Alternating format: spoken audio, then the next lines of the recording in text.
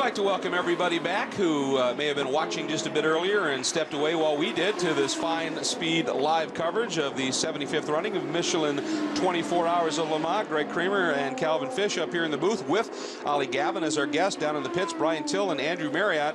And with Ollie up here in the booth, that somehow seems fitting that we're going to go down to Brian Till, who's with the architect of the arch rival team for the Corvette group. Brian? Well, that's right, Greg, and no, you're not looking at him right there. That's a crew guy having dinner, but I'm standing over here with George Howard-Chappell, one of the team principals at Aston Martin Racing. George, you guys having a stellar run today, running out in front 1-2. Any problems at all with either the 007 or the 009? No, we've got no issues at all. It's all going really smoothly at the moment. Fingers crossed. Well, I know I saw Intercontinental Hotels and Casinos on there. 21 has always been a problem for you, and it's not a blackjack number. It's 21 hours. You guys have done a lot of improvements over the year since last year you were here. You think you got all the problems fixed, mate? Well, you know, you address everything you have a problem with, and you're never quite sure when you've got to the end of your issues. Obviously, you know, we've done an endurance test this winter, and we're pretty happy with that. So, you know, we should go through if everything else being equal. And I know you've done some motor work as well. Are you guys getting better mileage? The mileage is good, the power is good. You know, we did a bit of work over the winter on the engine and on the aero side of things, and it's not great. It's not big chunks, but it's little bits, and it seems to be helping. Well, they're keeping their fingers crossed down here. We're going to let George go sit back down. You'll notice he's almost my height now, and he's not normally that way. He's got 2 slip discs in his back, so we're going to go let him go sit back down in his comfy chair. Thanks, George. We appreciate it. Best of luck. Brian Till, the king of the Segway. Nicely done, Brian. Absolutely awesome. By the way, speaking of Segways, you may see some interesting ones on the video here. It is night, obviously, and the host broadcaster here is providing somewhat limited coverage, so there's a little bit more bouncing around, but it does give us the opportunity to see lots of great cars that are running in all of the classes here. But let's get back to Ollie Gavin and talk a little bit about the run here. And Calvin, one of the things, as we saw earlier in the highlight reel, was an issue with traffic here. It was. It's always an issue when you run 4 classes together, and here it is, Ollie. Talk us through what you think happened. Well, I think actually what happened was that the Audi came up the inside very, very quickly, and it's such a quiet car that you don't get any engine noise off of it, and it's also low, and I think Jan was completely unsighted. And he just turned it. Jan was taking his line and just didn't see him at all. And exactly the same thing happened to me here last year, only about an hour on from now. P-car came at the inside of me, and I went to turn in. It was there, and I bounced right across that gravel trap, exactly the same as Jan did. And I didn't have any damage to my car then, and Jan didn't then either. So hopefully he's got away with it. One of the things we've been talking about since the start of the show is the pending rain. I mean, the forecast is not good till checkered flag tomorrow afternoon. Talk us through, when you were out there during qualifying the other night, or getting some practice laps, about the conditions and when you're really dealing with traffic with that much water on the racetrack. This track is very unique, and you do run an awful lot on public roads, and it seems that the public roads are extremely slippery, and also the standing water doesn't seem to disperse very, very quickly, and you've got trees, and the spray hangs in the air. You've got a lot of cars going very, very fast, throwing up lots of spray, so you can find that you're driving down the Mulsanne Straight and you're just driving to this huge ball of spray, and you're actually looking out the side window trying to see where you are on the track, because that's the only reference that you have, and so you're not even looking out the windshield. You're just looking out the side window, and you're just counting the cars and the houses and the trees and the marker boards, and then you start braking. And it also seems when you make the turn out of the Mulsanne hairpin in the wet, of that run down to Indy, those trees are so close, it just hangs there. It's almost a wall. Yeah, that's another big issue. And also there's a lot of standing water there as you come. You've got a couple of kinks that you've got to go through to get down to Indianapolis, and they become extremely tricky when it gets heavy rain. So I hope it just stays like this and we don't get much rain, because it's horrible. Fortunately, it's not wet in the night, because the night combined with the rain is just the risk levels just go through the roof. Well, I think another gentleman who might be thinking that's a very positive thing is standing by down in a garage cam in, ironically, the Risi Competizione garage, and that is Mika Salo. Mika, welcome, and first of all, congratulations on what looks to be thus far a great run. Yeah, thank you. It's going quite well though so far, and it's still a really long way to go, so can't say anything yet. This has been sort of, in a way, a dream season in a way for you. I mean, setting the record in the American Le Mans Series of consecutive wins, going back to the wins last year, wins in FIA GT that have just added to that. Yes, you didn't get the win at Utah, but still in all, just an amazing season, and now leading at Le Mans. Yeah, no, it's been going really great. It's Ferrari's working well, and all these Rizzi boys have fixed it so well for us and prepared it so well that it hardly ever stops. In Utah, we had a problem with the drive shaft, and that's hopefully one off and never happens again. But here it's very important to keep it on the track, and like Olliver said, hopefully no rain. It's unbelievable dangerous when it's raining. Mika, so far so good, but have you had any close calls to this stage of the event? No, it was first couple hours to the race was really tricky, and even my first stint I went out on slicks and it was half wet. It was raining in some parts of the track. It was quite difficult, but as soon as it dried out, it was just easy. Lap times just came down so quickly, and car is balanced so well. It's just easy to drive. Just switch on the air conditioner and enjoy. Well, we were talking a little bit earlier. I was addressing the traffic issue. There's 55 cars, actually 54 started, I guess. And you know, an 8-mile track, you wouldn't think traffic is an issue, but the closing speeds from the different classes, everybody's got to be on their toes. Yes. Especially us, because we are the slowest class in there, and you have to. Especially nighttime, it's difficult to see because the headlights are so bright and you can't see who is coming and which way, and it's just lots of lights behind you, and it takes so much concentration. And our car is so slow, so going forwards it's not so difficult, but looking in your mirrors and staying away from the others, that's the difficult part. And I'm surprised that there's no big accidents yet.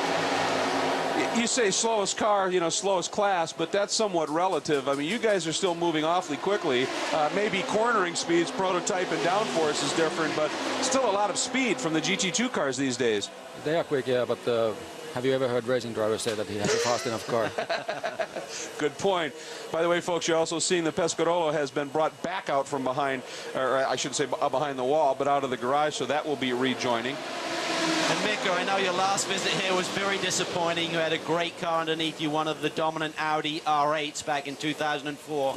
Talk about the disappointment that you had that year when, amazingly, Frank Bieler, of all people, who'd just come off 3 consecutive victories at Le Mans, managed to run the car out of fuel. Talk about your feelings that day compared to today.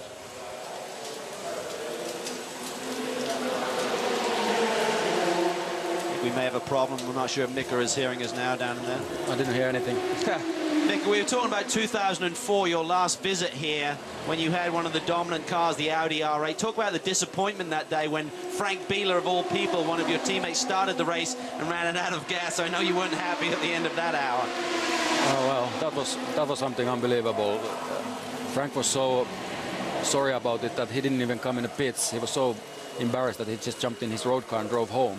He didn't come here at all anymore after what he did, so it was just his mistake and there's nothing to it. And I think he still remembers it because he's still avoiding me in the paddock. And I have to ask you, Mika, you've got such experience in such a wide variety of cars.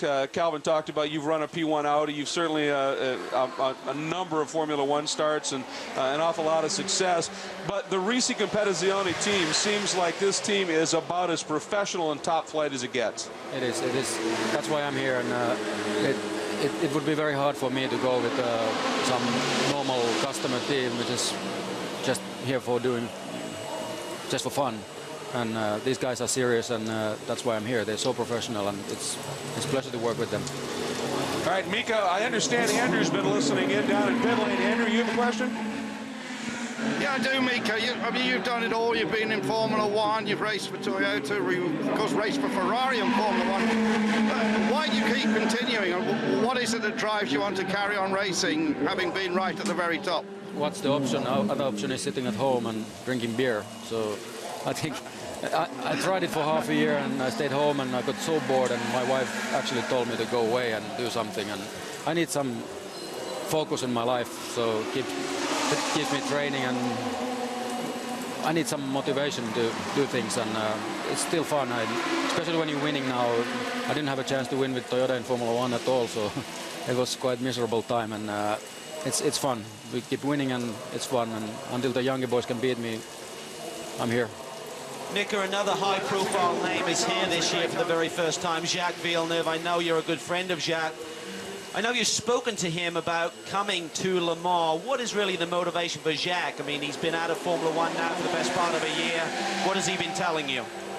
Well, I don't actually know what was his motivation, but he said it's a one-off for him, and he wanted to try what it's like, because I've been talking to him about doing something like this with me, actually, with the Ferrari, but obviously he don't like the slow cars, because first thing he told me was, "Oh, you are the one of the wankers in the slow cars." That's what he told me, so I don't really know. I think he enjoys it also, and he has the same problem. He wants to do something, and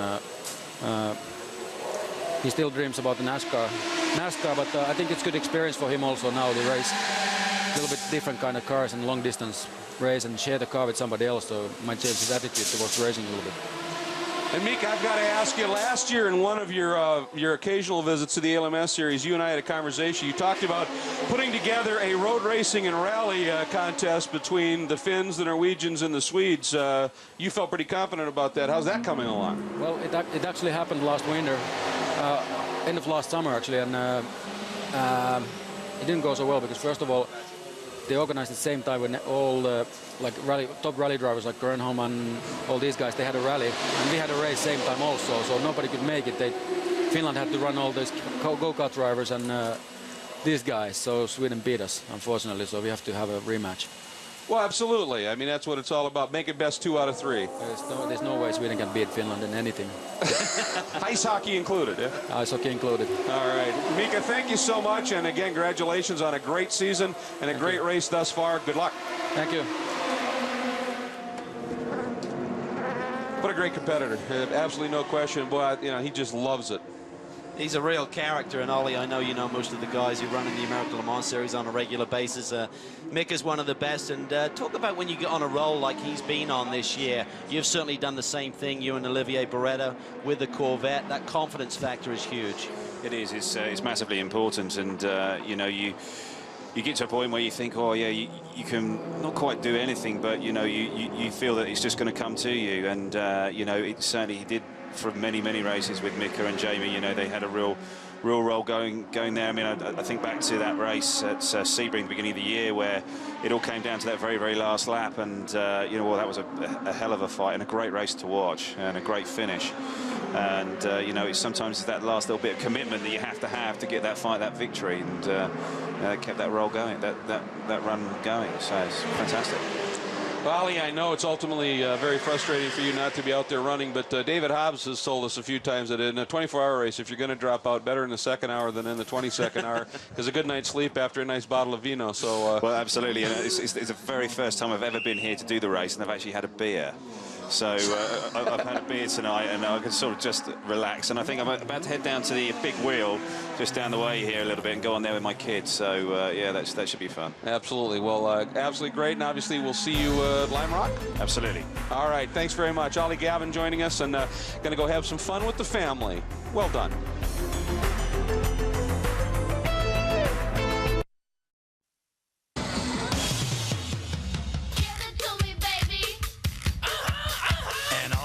Say I'm pretty fly for a white guy.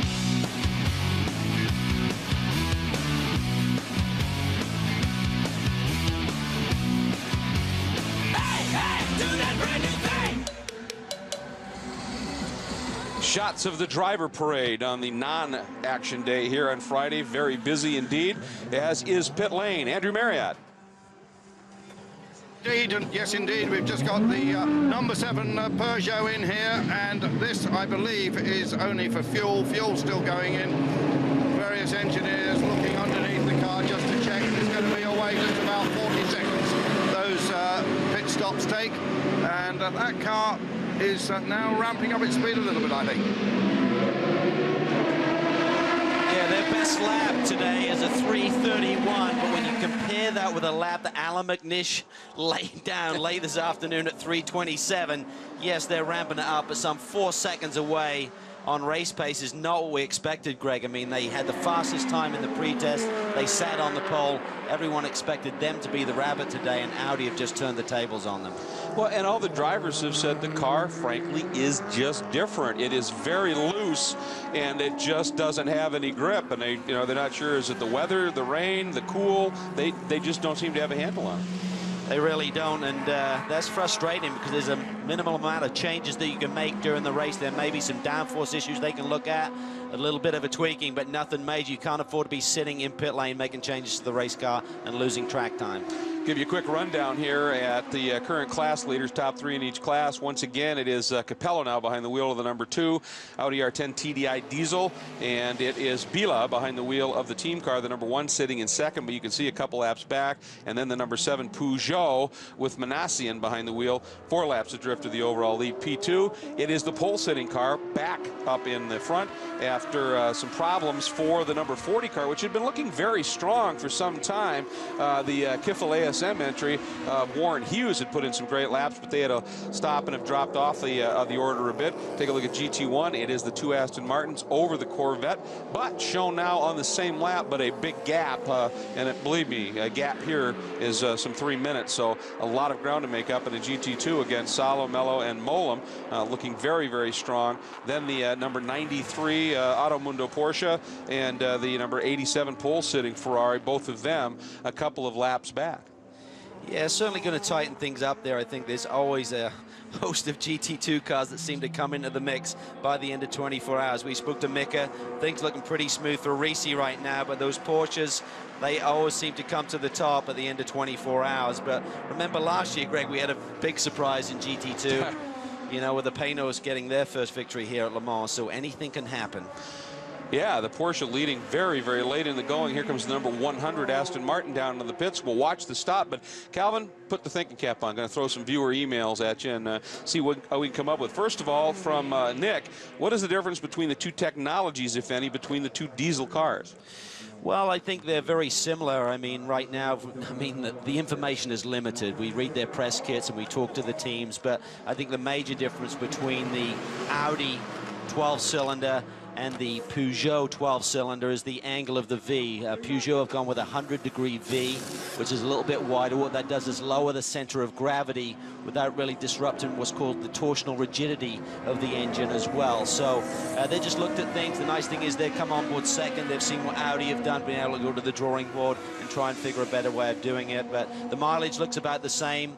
And, of course, both those manufacturers, Audi and Peugeot, are known for their diesel road cars, so it's really a great showcase for them. Another great question here. What are the major differences in the 4 car classes, P1, P2, GT1, and GT2? And in specific, what about the smaller P2 cars? Smaller in what? And it basically comes down to engines and tires. Engine, tires, and weight. I mean, you're looking at 775 kilos versus 925, so that's pretty massive, about 340 pounds there. But meanwhile, one of the lead cars here, the lead car, Capello, brings the Audi down pit lane. Brian. Guys, number 2 right on the marks. Dindo Capello stays behind the wheel. This will be a triple stint for him. They're looking at tires, and it looks like they may decide to take them because the tire changer on the left front is poised to make this change, and I don't even see a Michelin engineer over the wall. So indeed, it looks like Capello will get new tires. Interestingly enough, they will keep him in the car. A lot of times we see a driver change when there is a tire change, but Capello will triple stint. The car is up in the air, and they will take tires. Now, these are left side tires are on, right side's going on as well. Now, these are sticker tires. They did not change the right rear, only the right front and the left side tires. So that's interesting. The right rear stays on, and it was stickers that went on. They'd sent out scuffs for Bila before, but stickers for Capello, a triple stint. Well, we actually saw a couple of the boys, Tom Kristensen and Marco Werner, was attempting a quadruple stint until he kind of attacked or got attacked by the 63 machine, which made him come into the pits early to repair the tail. So that's kind of the strategy. But boy, are those Audis in the groove. They came here, everyone was talking about the headlines what the Peugeot would make, but Audi were quietly confident, and we can see why now. There's the Krone Ferrari from Risi Racing in for their stop. And, you know, I mean, we've heard the Peugeot team talking about this is a learning year. It was their first year. Everybody had great expectations, but, I mean, Audi's been pretty good at Le Mans for a long time, and they came out of the box last year with the diesel. They've got a year of experience in that game as well. I mean, this isn't that huge a surprise, I don't think. No, I think it was very smart by Peugeot. They came out, they grabbed the pole. That was a great headline for the remainder of the week, and they set the bar low. So, that, you know, if they didn't jump over it, no one was going to complain too much. They said with this program, it would be a 2-year program. 2008 is the year they expect to win, or certainly be in contention for the win. And I think maybe their goals changed a little bit. They launched the car. They went to the first 2 rounds at Monza and Valencia and won both of those in the LMS. So the expectation was, yes, this car is very quick. They then came to the pre-test. They were fastest. The key was durability. Now, the 7 car so far has not really had any major drama. The 8 car, however, has been in the pit box a couple of times to change the uprights. So some kind of concern there. We also had an upright failure on the 8 car in the Wednesday qualifying session. All right, that Audi stop complete. But, Brian, more news? Greg, I just want to clarify that I missed the right rear tire change. I just checked with Ralph Juttner there with Audi, and he said, yeah, we got the right rear done first, so that's probably why you didn't see it. He said, yeah, we're just so fast, you missed it. That they are. Now, one thing about Le Mans, the history goes back. I mean, it started in 1923. There are an awful lot of icons, if you will, at Le Mans. I mean, Peugeot, many years ago, certainly. Ferrari came along. Lots of different ones. Recently, Audi, certainly. But Andrew Marriott, there's a gentleman and a team, and as a manufacturer, that's become one, I think, in recent history, and that is a gentleman named Courage. Yes, his name is Yves Courage, and he's been coming to Le Mans for 25 years trying to win this race, first as a constructor and a driver, more recently just as a constructor. He hasn't got much money. He's actually based in the Technopole here in the middle of the Le Mans circuit, right next door to Pescarolo. And it's this year, the first time, in fact, that Pescarolo has actually run his own cars completely. In the past, he's always used Courage chassis or modified ones. Perhaps one of the greatest years, just look at the shot up here. Remember when Mario Andretti drove for Courage, I think, with a Porsche engine and came quite close to winning, I think. Remember seeing him spinning at Indianapolis and wiping the wing off. So a lot of history here. The car, the number 13 car here, we saw that pushed out in front of the pit road this morning, and some very emotional scenes. And 25 years, a long time in racing, and we congratulate Yves Courage on that achievement. He has just been an absolutely remarkable name, as you said, Andrew, as a driver, now as a constructor, and just continues to pursue the dream here. And he has really done an awful lot. I mean, an awful lot of teams are running Courage chassis in one way, shape, or another right now. By the way, we want to remind you that tomorrow, don't miss NASCAR Race Day, where JR, Jimmy, Kenny, Wendy, and Rutledge put you at the track for all the pre-race excitement and get you revved up for the race. NASCAR Race Day, built by the Home Depot. Live coverage from Michigan begins tomorrow, 11:30 a.m. Eastern, 8:30 Pacific. NASCAR on speed. It's huge. Well, this is a car that had some drama a few hours ago. Andy Wallace had an off going into the Porsche curves, and it looked like that car was going to be retired. But Andy, the veteran here, he's won this big one. He managed to get that car mobile again, got the car back to the pits, and within an hour, they completely rebuilt. The rear end was torn to pieces. There's some frontal damage as well, and these guys know that this LMP2 class is the survival of the fittest. They've won it the last 2 years. They're going for 3 straight. And so they're going to keep plugging away, and there's no reason to suspect that they will not be back on the podium here this year.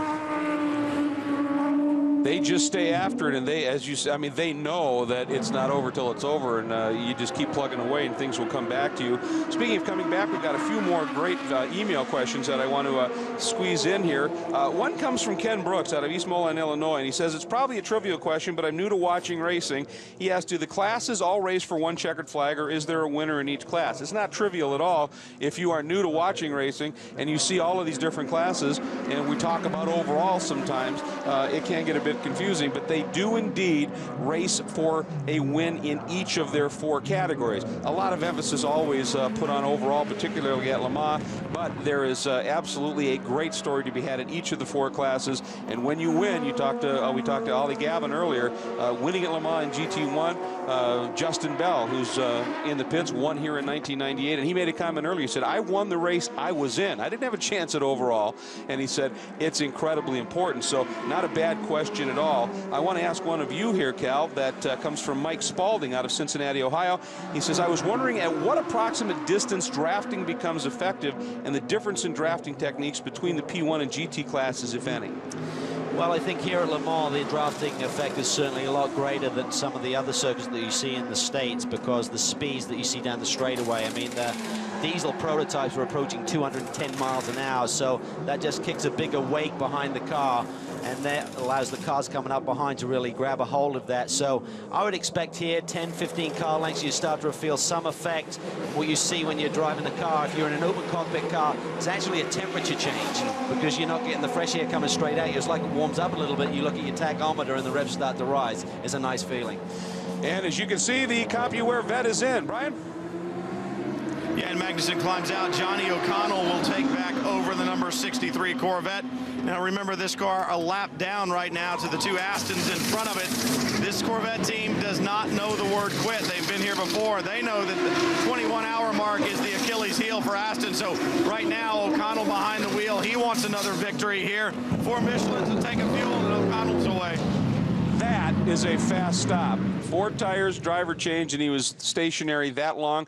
That's pretty amazing and a great run. I want to just add one thing to your answer to Mike's question about drafting very quickly. Is you remember back at Road Atlanta at the Petit when Bill Oberlin flipped in the BMW, he said that, and it was a drafting situation that went wrong. He moved just going over the rise. He said right before the nose of that car took off the ground, his visor popped open. Such is the tow that you can get it in such close quarters.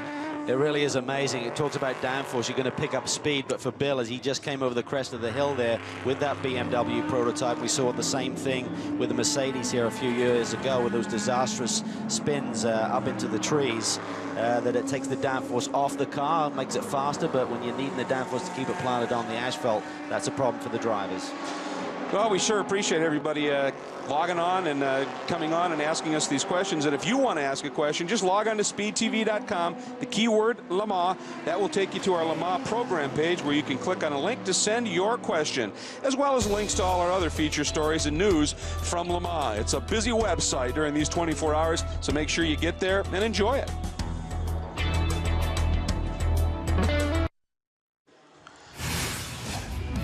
Speed's live coverage of the Michelin 24 Hours of Le Mans is brought to you by Lexus and their pursuit of perfection, and by Valvoline, 100 years under the hood.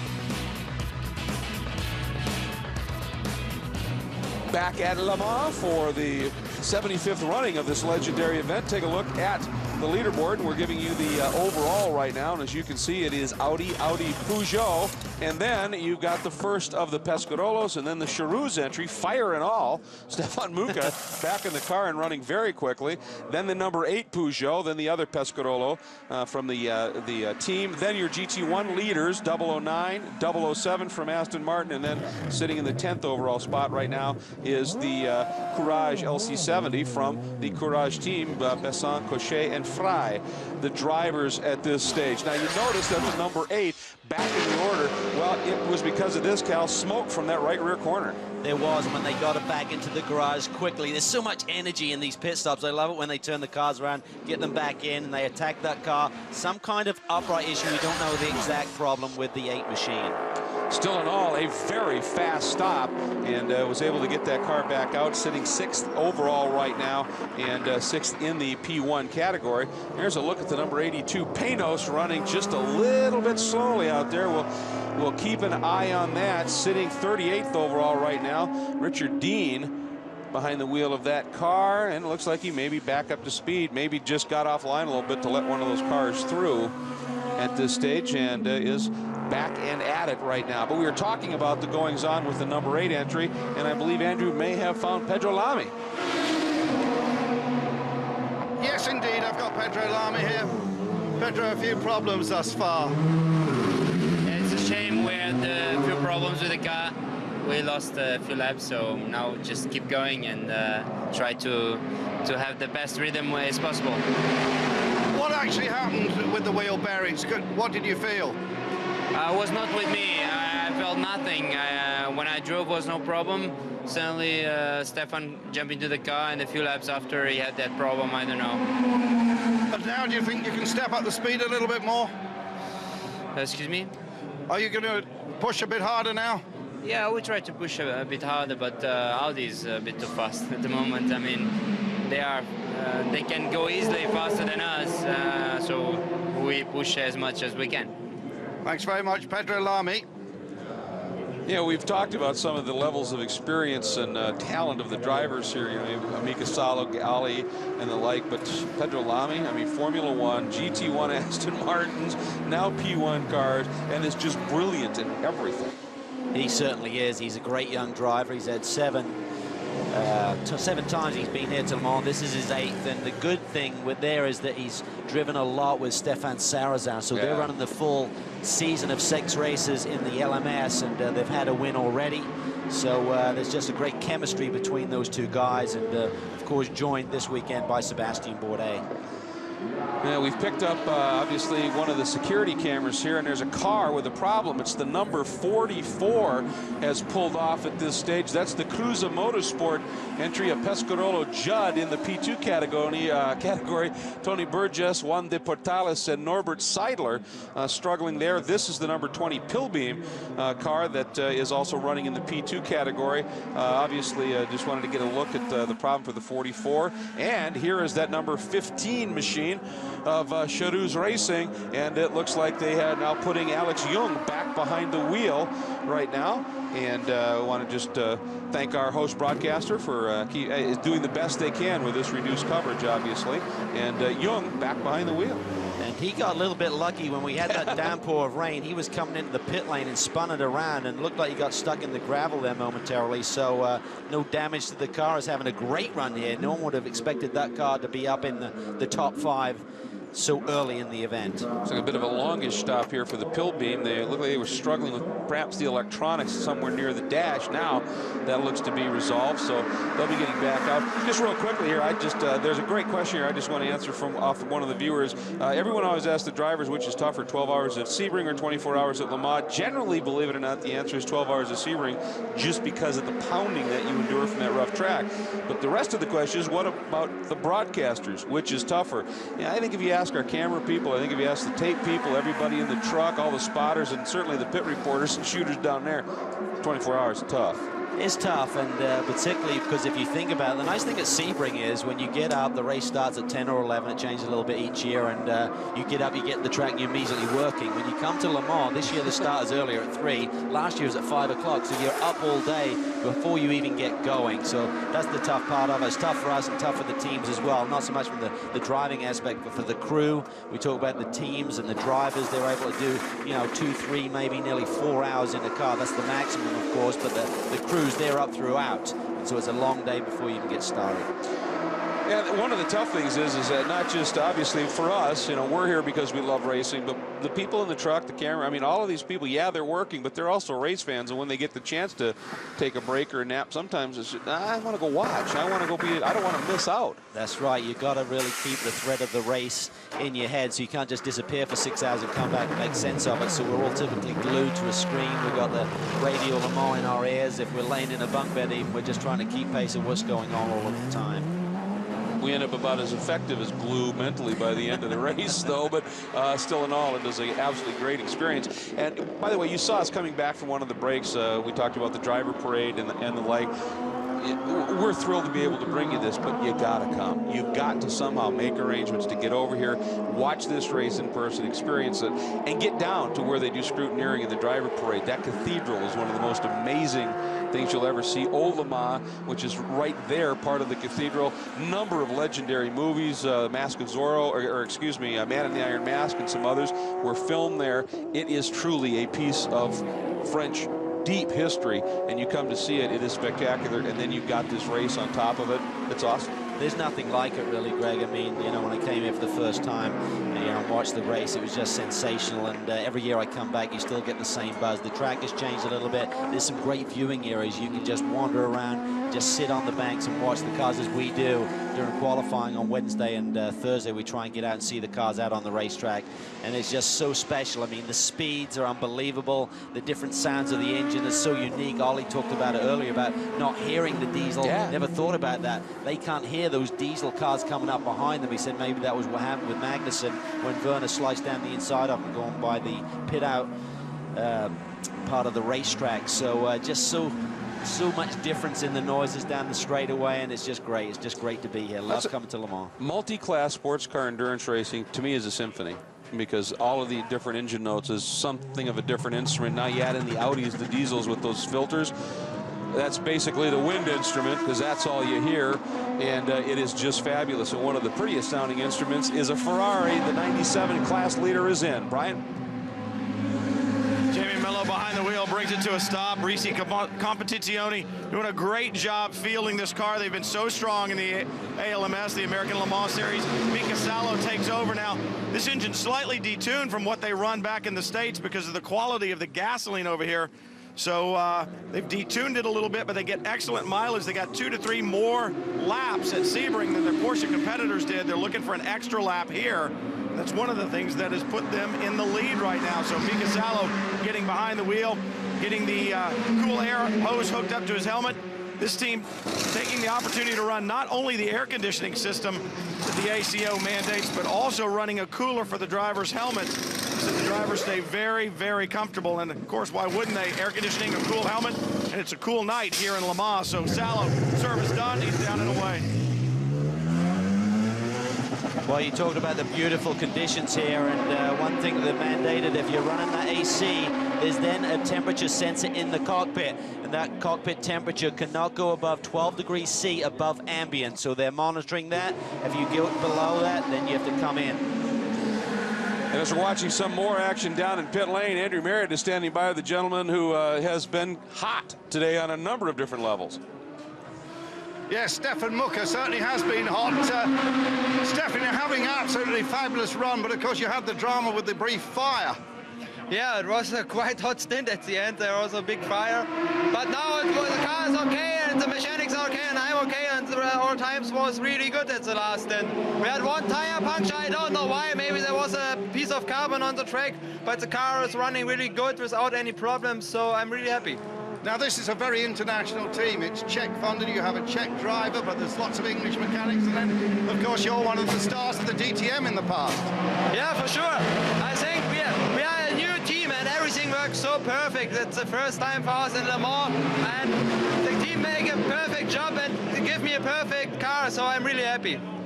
Now, you've got Škoda on here. Škoda, of course, make cars, little Czechoslovakian cars. They're all part of the Volkswagen group. But you think we might see Škoda coming here? No. I think that's only a sponsor from our team owner. It's Škoda Transportation, so it's not the car, it's only the transportation thing, but it's only a sponsor for us. Well, just tell us a little bit more about that fire. What actually happened? You mean during the run, or? Yes, during the run. Yeah, I did a 3 hours run. There was a lot of trouble, some safety cars and some crashes in the Porsche curves, so a lot of trouble, and also a tire puncture from me. Yeah, it was quite interesting stint for me. It was the first time for me in the night, during the night, and that is my first 24-hour race, so it was a big experience for me and I had a lot of fun. How difficult is it to take your mind out of a DTM? Because a DTM's a big sprint race, you know, it's just go, go, go, and this is so different. Yeah, it's a bit difficult. You must a bit slow down, take care of everything, take care of the car, and DTM is completely different. There's 1 hour sprint racing and hard fighting, and you have to be very careful with the car.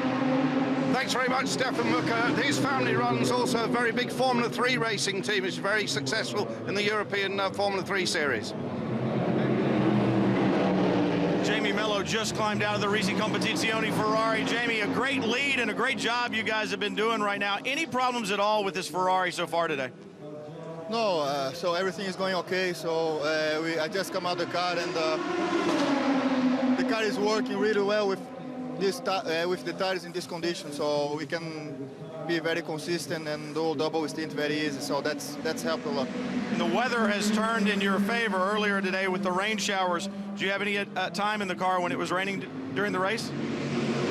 Oh, at the beginning it was very difficult to take the decision, and but fortunately we did the right choice at the last stop. We keep the slick tires, and that's it. Now we must just looking for the forward. In traffic right now on the racetrack, are we okay with traffic, or is it bad right now? Wow, it's a lot. It's very difficult to get a clean lap, but it's the same for everyone, so we must just be very careful with the P1 and P2, and just try to be consistent as possible.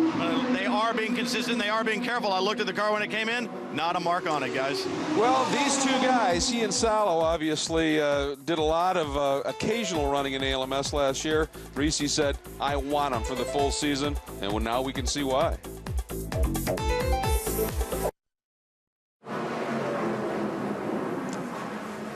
Tonight on Speed, it's the 24 hours of Le Mans. From photo finishes to utterly amazing moves on the track, the history books are filled with tales of glory at Circuit de la Sarthe. But what will history say about the 75th running in 2007? The 24 hours of Le Mans, live coverage on Speed tonight at 8 p.m. Eastern, exclusively on Speed. Here are your leaders in the 4 different classes that run here at Le Mans, and in the P1 category, you see it's the 2 Audis over the number 7 Peugeot. P2, the pole sitting Barazzi Epsilon car is back up front over the Binny Motorsports entry, now is slotted into the 2nd spot, and then the number 24 entry having a pretty good run as well. That is the Noel Del Bello entry, and you notice that Liz Halliday is behind the wheel of that car. In GT1, the 2 Aston Martins from the factory over the factory Corvette. In GT2, Salo Mello Molen continue to lead over the Autolando Porsche and the pole-sitting Ferrari from Écurie Écosse. Both of those cars still 2 laps back of that just amazingly consistent, fast, smooth-running Ferrari from Risi Competizione. Now, one of the big stories this year, certainly, as you take a look at how quickly the program evolved from conception to running here, is the return, the much-heralded return of the Lion, Peugeot, to Le Mans. But the same can be said, certainly, an amazing year has unfolded for one of the drivers of that team. And a bit earlier in this event, Calvin was able to track him down and spend a bit of time with him. Obviously, the big news this week at Le Mans is the fact that Peugeot are here, also with diesel power. Talking to one of the lead drivers, Sébastien Bourdais. And Sébastien, it's been a tremendous 12 months for you in your personal life as well as the racing career. Got married, first baby, champ car title. Now you come to Le Mans with Peugeot. How have you been able to manage that? This and F1 tests, and you know, it's like you said, it's been the whole loop around and around and around. To have a baby with Emma is great, and it's the same life but better, and they're traveling with me for the most part, and very enjoyable. Big honor to be here back in my hometown with the Works program. Sébastien Bourdais wins the Champ Car World Series. How important would it be for you to actually grab the victory this year? I think it's probably, you know, it would be probably sentimentally the most, and the single biggest achievement I can have in my career. It's such a tough race, you know, I don't even really want to think about it, because right now it's, every time you think you're getting a little close to it, it just slips away. So, I don't know, I think right now we're just going to try and enjoy the race, enjoy the ride, and have a great time. Are there any immediate concerns that you as drivers have to be careful about? No, not really. I mean, we've had different failures. In the meantime, since we're running, you know, new parts on the car, they did the couple of 1,000-kilometer races and they haven't had any failures. I'd say we're fairly confident up to 12 hours. After that, we're going to stop, you know, to be in the unknown, meaning about 4 a.m. is going to be the time where it's going to start for us.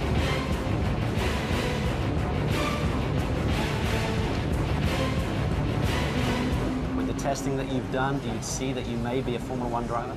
I don't know. I don't really want to think too much about that because obviously it's not quite in my hands. But every time I jump in the car, I just try to give my best and enjoy it, and I do. So right now it seems like it's a 50-50 deal, and we'll just keep on pushing and trying hard and see what happens in the next few months.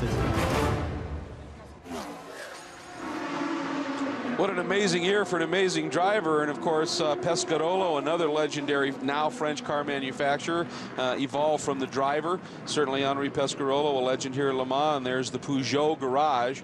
And certainly there have been French car makes since 1970 have had a fair amount of success here. 72, 73, 74. The French aerospace company that also did auto manufacturing, Matra, a lot of success. In 78, Renault. In 1980, the smaller manufacturer, Rondo.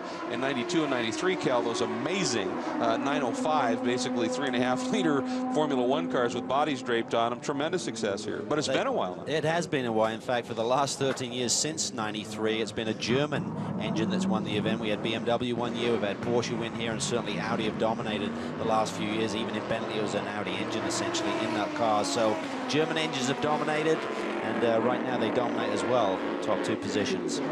And Pescarolo in the last couple of years with those second-place finishes have certainly generated a lot of interest here. There's no question of that. But Dorsey Schroeder, I think, had a great line at the very top of the show when he said, "Believe it, folks," he said, "there's hundreds of thousands of people that have come out." We think one of the biggest crowds we've ever seen, and his line was to watch the lion feed, and that's Peugeot. And that is exactly the case. The interest this year from not only the French media, but the crowd here is just unbelievable. And it's because of this Peugeot involvement. Well, there's just such history here with Peugeot, of course, and the French would love to see a home win for those boys, but they've got a lot of work to do. I mean, as we saw from the piece from Sébastien, they said they don't really know what's going to happen with the car after 12 hours. We saw some problems with the 8 machine a lot earlier than that, so there's a long way to go in this one. And Audi came loaded for bear. They bought 3 cars. Unfortunately, we lost one of the factory cars already. Mike Rappenfeller had that huge shunt at Tête Rouge, and we know when we went off the air, we weren't sure of the condition of Mike. We, in fact, saw him trying to repair that car, believe it or not, and try and get it back to the garage here and get it fixed and get it back on track, to no avail. The car was stranded out there on course with major rear end damage, but Mike was outside of the car, so we assumed he was okay. And Cal, when you talked to Tom Kristensen earlier, one of his lines was, first you have to beat Le Mans, and that means on the track. And Andrew, you've got some news on what's going on out there. Well, yes, indeed. Remember at the top of the show, I spoke to the boss of Peugeot Sport, and he said, well, we might be increasing our speed a bit. I've just noticed that Nick Minassian on the last 2 laps has actually been taking time out of Frank Wheeler. And now the lap was just on a 3:33.3, but before that, he did a 3:32 and a 3:31. So Nick Minassian is on the move. Don't completely write these Peugeots off just yet. Okay, they're 2 laps behind. Second and third is a 2-lap gap.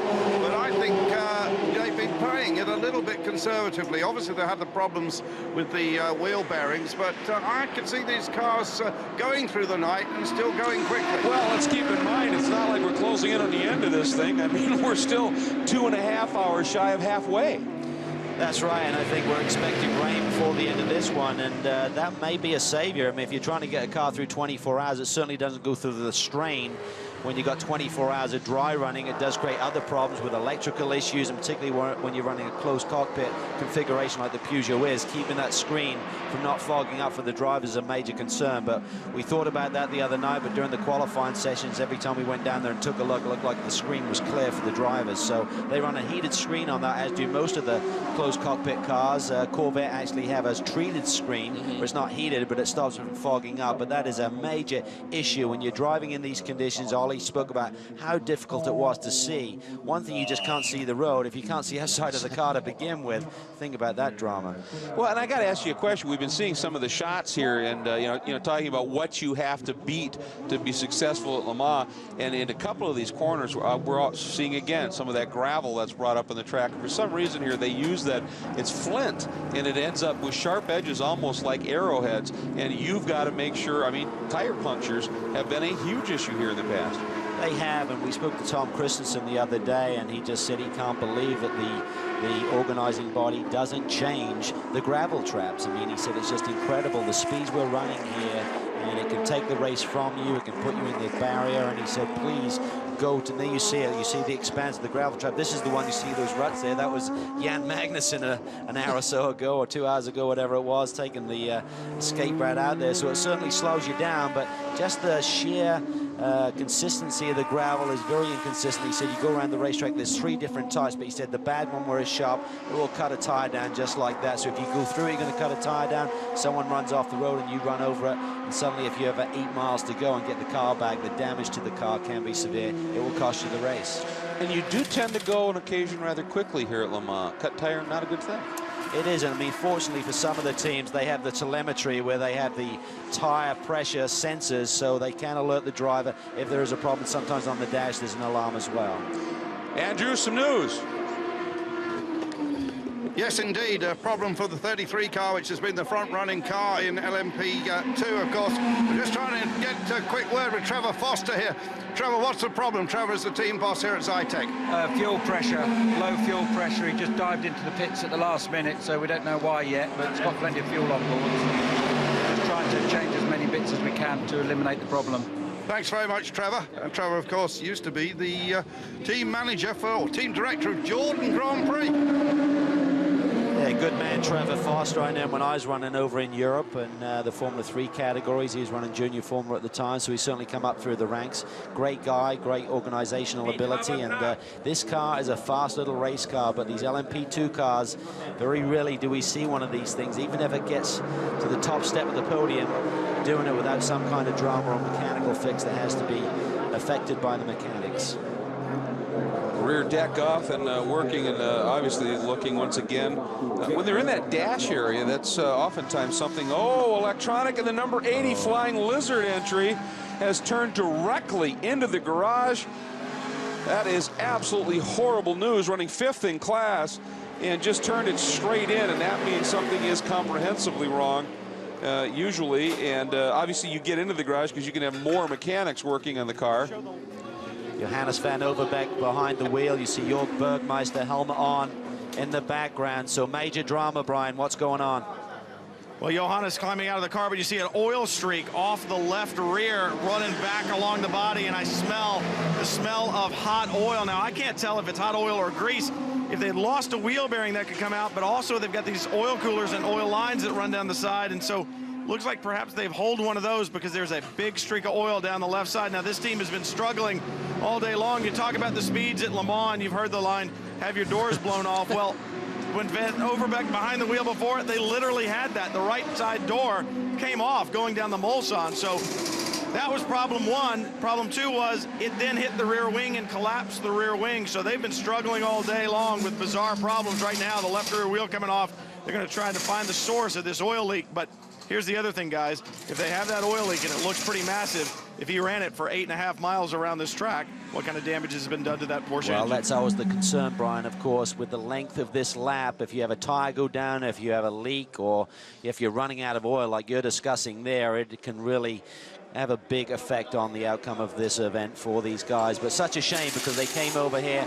It really disrupts their American Le Mans Series program. They're on the road for 22 days, bringing the equipment over, doing the pre-test, staying over for the next 2 weeks to get to the event. So this is really a huge undertaking for this team. They came here 2 years ago, had a great podium finish, finished 4th this year, so they're knocking on the door, but you can't have any lengthy delays if you expect to see the winner's circle. And the number 1 Audi, Biela, is in. Brian. Biela brings the Audi in, but he gets out of the Audi, so Biela's not in, Biela's out. I did. Anyway, yeah, there you go. Piero climbing in.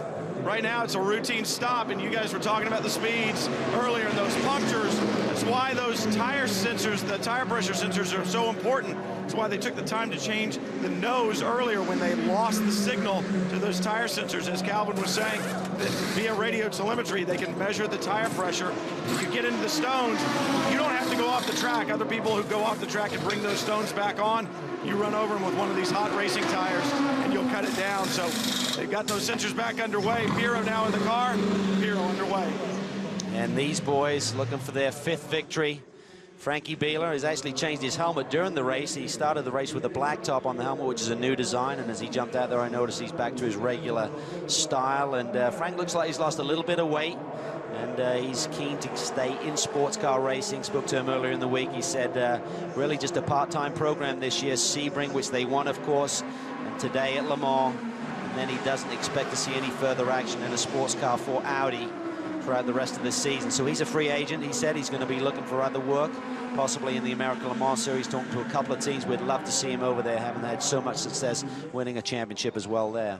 Just had a nice shot of Marc Genet, which means we might be anticipating a stop by the number 7 team Peugeot total, Peugeot Diesel, as Mark, one of the drivers for that equip. Here's the 31 coming in. This is the Binney Motorsports LMP2 entry. Bill Binney, the Scottish-born American. You can see on the front is the Cross of St. Andrews, the Scottish component, and on the back, the American flag stripes over the wheel. And they're currently leading. We talked about the problems with the Fernandez car, the Zytek. So this car now has assumed the lead. They finished second here last year, and one of the Peugeots is in. Andy's down there. Yes, I'm down here, and Nicolas Minassian just climbed out, and Marc Genet has climbed in. They're going to change tyres. This is one of those longer stops. It also looks like they're going to change a Louvre. Maybe we can just show you that. And you can see it there on the floor. For some reason, they're changing that Louvre, and they're putting one in which has got longer slots. So they're obviously trying to change the aerodynamics in a way. Well, this is quite surprising. I just wonder, Cowan, if you've got any ideas, if we get our camera pushed out of the way, why they would change those. Definitely not. Well, I'm not sure of the cooling setup on that, whether it's oil or water radiator in that left side part, Andrew, but they're going to a bigger slot in that grill. I mean, it's quite a lengthy change to have to do. Obviously, the tires can be going on at the same time, but you would think they're maybe seeing something on the telemetry. Maybe the temperatures are high, Andrew. Yeah, I think you're absolutely right there, Cal, and that's what it is. And I think they planned this. This is the nighttime setup, isn't it? That car is just about to go down off the jacks. The windscreen is white, and well, we said Peugeot have just been ramping up their speed a little bit. The car has to be pulled back because the modern Aston Martin is in the way, and now it goes back up pit lane at 37 miles an hour. Most of the regular viewers will know that during a pit stop, whilst the fuel is going in, no service work can be done at that time. But you did see a mechanic diving into the cockpit. Would have been going on there. He would have been assisting with the driver change. So if the other driver gets out and just walks into the box, you can allow to have a mechanic substitute for the driver who's getting out of the car and assisting with the driver change. And unfortunately, another driver who is out and no doubt a bit frustrated is with Brian. Johannes Van Overbeek has climbed out of his number 80 Porsche. We had just been talking about the day that you had the door, the wing, and now this. But what is this, Johannes? Well, we're not sure. Guys are taking a good, thorough look at it, but I believe it's something in the gearbox. We lost 6th gear early on, just before I came in, and we've been having the smell of oil throughout the race, and looks like something finally gave up. Well, tough luck. Sorry to see you guys have that problem. Obviously, we'd love to see you out there. 3rd in 05 on your debut, 4th last year. What's the traffic like on the racetrack right now? How good a shape is the traffic in for the other competitors, or the track, I should say? Well, there's been so much attrition that it's really not that bad, and the Audis and Peugeots are so much faster that you don't have to worry about them at all. So, a couple of the GT1 cars get in your way, but, by and large, it's pretty light. Well, good luck. We hope they get it fixed. Like to see you back out there. Best of luck. Thanks. Like to say hi to Sarah and Brody at home. And Le Mans also well known over the years for art cars. Well, this is the one that has shown up this year. Troy Lee from Troy Lee Designs has put together a great paint scheme on that car. We indeed hope to see it back out in a bit.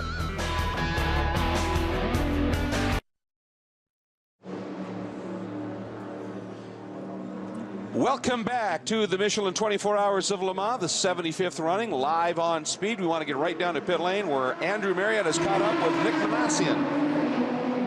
Thanks very much. Nick has just climbed out of the car. Nick, of course, lives in England, and I use him as an expert analyst sometimes on one of my IndyCar shows, and he's very good at it. But he's been great at driving this race car now, Nick, and you're certainly going much faster than earlier on, going some good lap times just then. Yes, I mean, everything is going really well. The car is running really fast. It's difficult to be as fast as the leading Audi, but we are just behind it, which is good. The car is You know, we had no problem. I'm not talking much about it. At the beginning of the race, it was tough because the track was really dirty and you could make very easily a mistake. And as well, the weather was really tricky, you know, so I prefer to just like have a step back and just bring the car home for the first stint. Now we need to up the pace a little bit if we want to keep in touch with the front runners, and that's what we're doing. You said to me at the press conference yesterday that you really like being in that closed cockpit. You love the feeling of it. Yeah, it's fantastic. I mean, actually, my last triple stint I've just done now, I felt very alone actually in the car because there is not much noise, it's closed in. And you really have to pinch yourself a little bit, you know, because you're really alone. And how is it driving with Jacques Villeneuve, you know, because he's a bit of a wild child, really. He's fantastic, you know, it's a bit of an honor to be with him. He's fantastic for me. I mean, really enjoying it. He's been great. He's really taking it really seriously. He's loving it. He's sharing everything. And setup-wise, we've been working together really well with Mark. And, you know, the team is working really well, so I'm really pleased with that. Nick Minassian, thanks very much. Thank you. Nick Minassian, one very quick driver, if you recall, folks. If you watched Speed's coverage of the Petit Le Mans last year, he put the creation on the overall pole. He is fast, and just a joy to see him behind the wheel of that Peugeot. This is the number 32, I believe, Barazzi Epsilon entry, who has had a bit of a struggle as things have unfolded here in the P2 category. It worked its way back up to 5th after some problems, and now obviously changing his seat, but it looks a little bit more involved than that at this stage. Now, if you're just joining us or just recently joined us and haven't been watching since the very top of the show, we want to take you right back to the very beginning. And from the outside, Sébastien Bourdais trying to lead early and get the camera coverage here at Le Mans. Calvin, maybe pushed a little too hard. He did. Nick Minassian said it was tricky in those early laps, and look at this.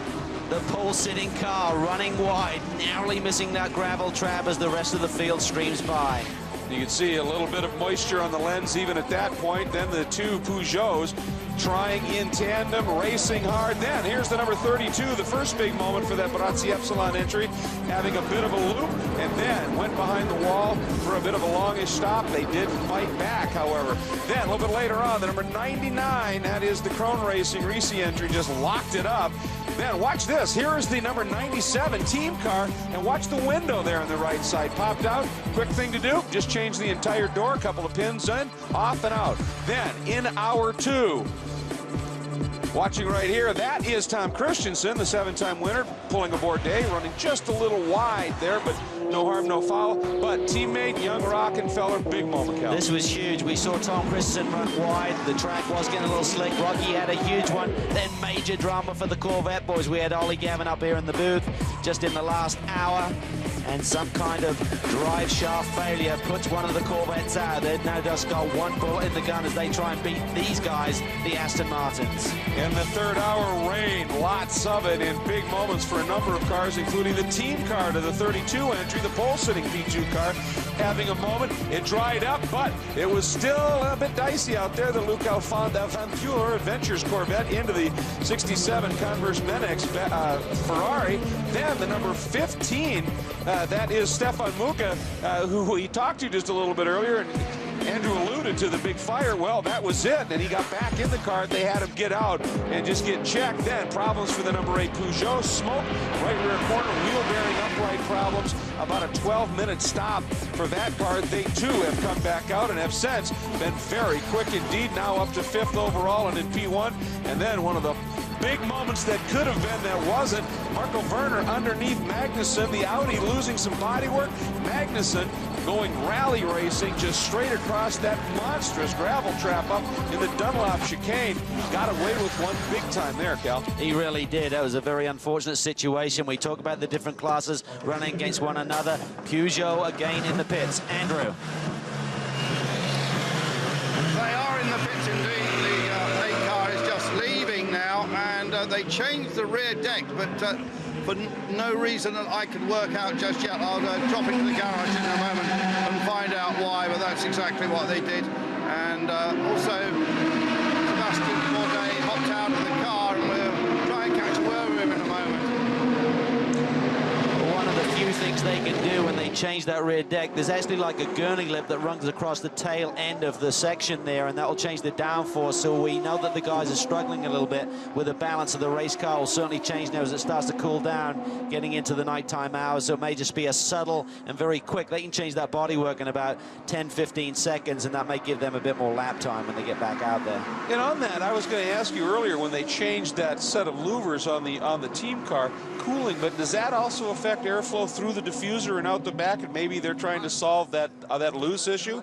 It certainly could, Greg. I'm not sure exactly how the aero works going through that cooling system there. It does affect the overall downforce of the car at the same time. So I would say that was more a cooling issue. Certainly the rear bodywork I would attribute to downforce.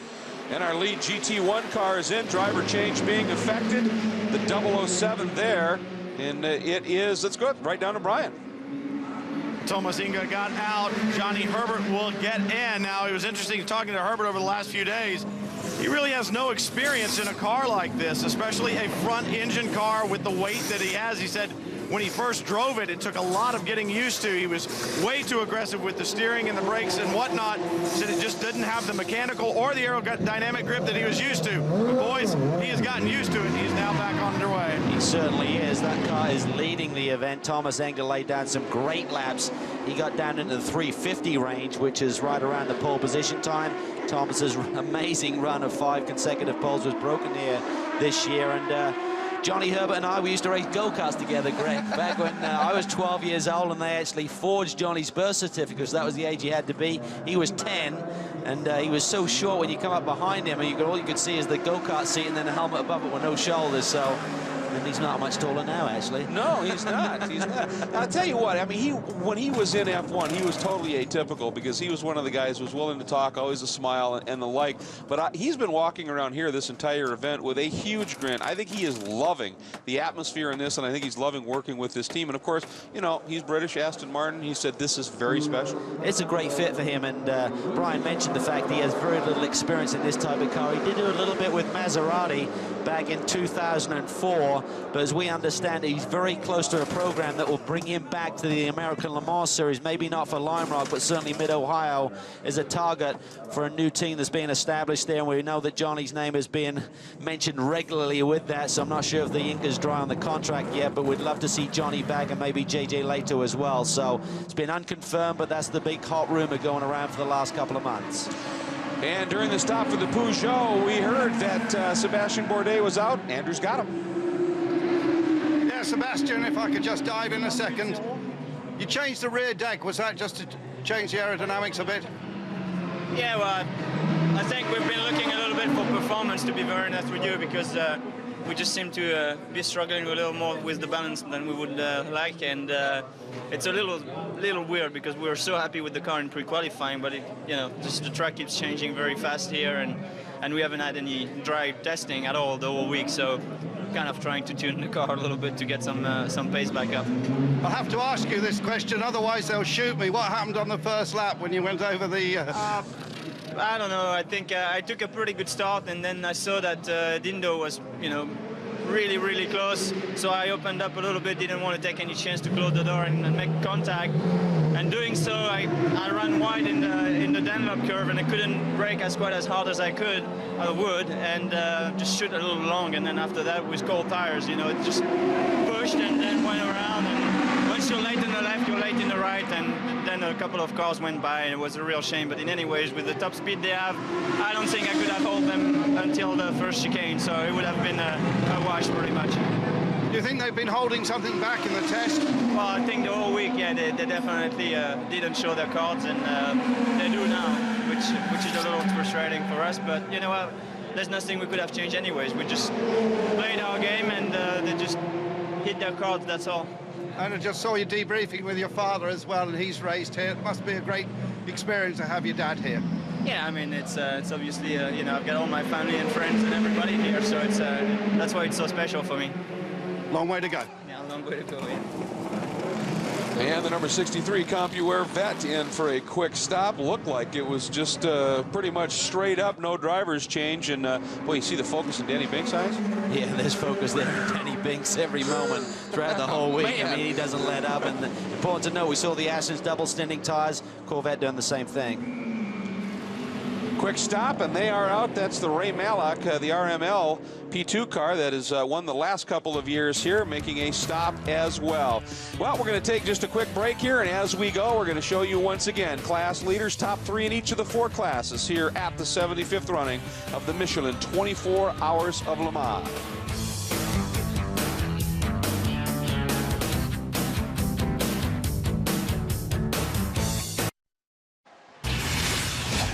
Speed's coverage of the Michelin 24 Hours of Le Mans is presented by Michelin, a better way forward.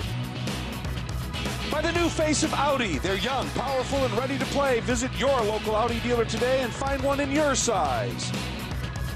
And by Valvoline, 100 years under the hood. Back once again, the number 33. This is the car, as we've talked about before, that qualified on pole in the LMP2 division, and that car has been struggling just a little bit. Andrew? Well, yes, it's been very fast, but then had a problem with the fuel feed. I just spoke with Tim Holloway, who is the designer of the car, and they have found something, a crimp pipe, I believe, and that is sorted now. They're going to go back on the racetrack, and we can expect to see this car climbing back through the LMP2 category. I think they've lost about 20 minutes, about 5 laps out here, so obviously got a bit of work to do. Robbie Kerr is now at the wheel, and he's the young British guy who drives them for the A1 British team, and he's a very quick young man. It's dropped them down to 4th place in class currently, so hopefully they can get Robbie back on track. And as Andrew mentioned, a great young driver, I think.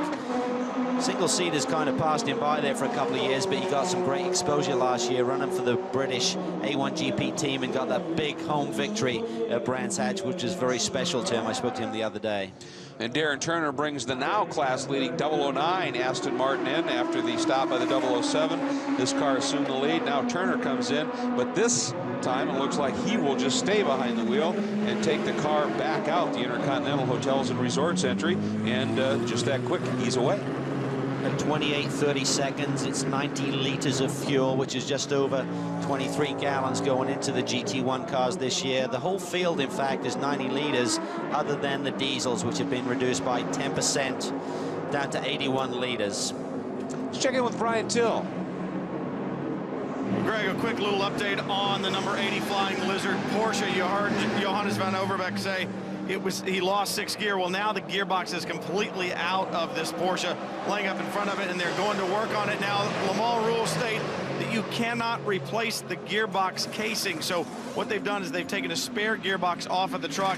They will dismantle it, take all the guts out of it, and try to rebuild the one that they have, but they have to use the casing that came out of the car. Whether or not they'll be successful with doing that remains to be seen, but these boys are not quitting just yet. I find that very strange, Brian, that they didn't have the internals already out and ready to go. I mean, a spare gearbox on the truck does you no good whatsoever if it's complete, because you can't throw it into the car. So now most of the teams would have the internals ready to go. We saw that with the winning Audi here last year. They did have a gearbox problem, and they changed all the internals in just over 9 minutes.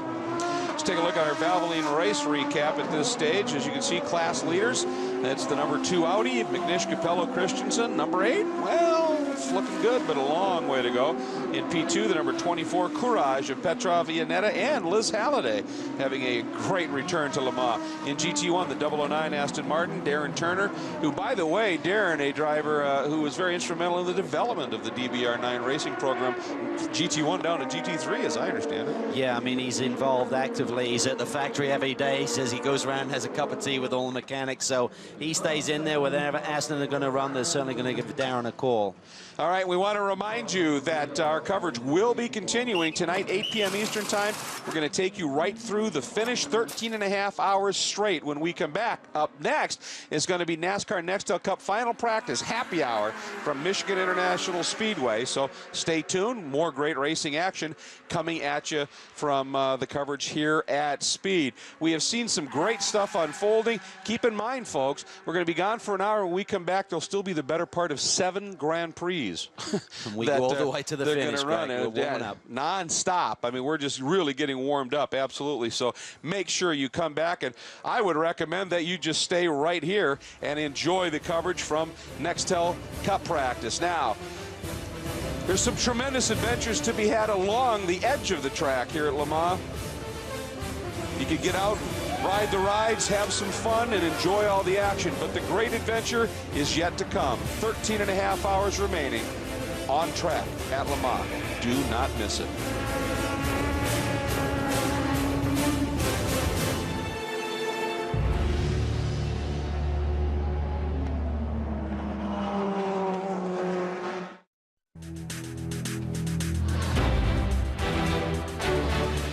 Few events that are so immense, once a year is more than enough.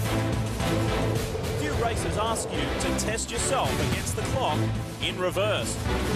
You see, this is not about how fast you are. Oh! It has gone again! It's not about where you qualify. And it's not for the fair weather driver. And it is now pouring out there. Some only get one chance. Others have been trying for a lifetime. And very few get to experience this.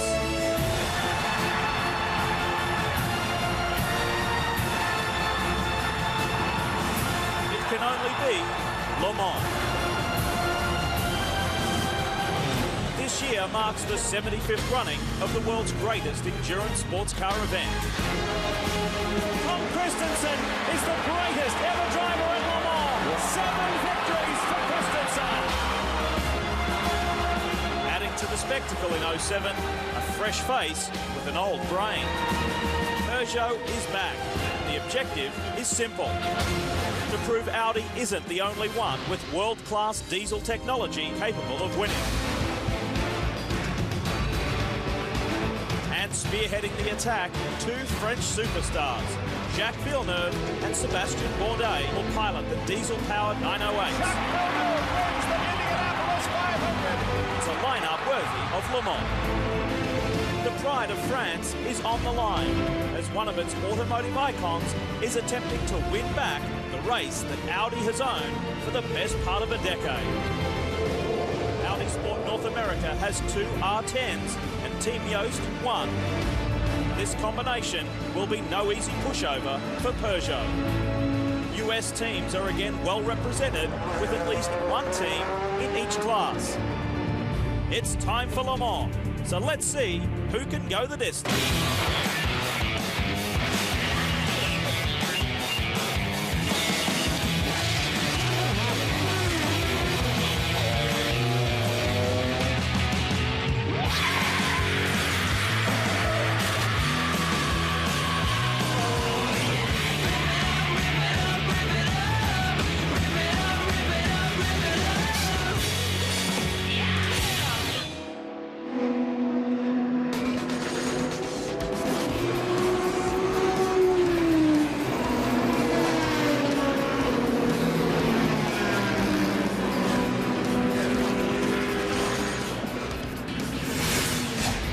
Those opening images evoke so many feelings, so many emotions, don't they? So much passion, and that is what the Michelin 24 Hours of Le Mans is all about. And this year, we're celebrating something significant. As you can see at the top of that graphic, it is 75th anniversary time here at Circuit de la Sarthe. Hi everyone, Leigh Diffey and Dorsey Schroeder with you.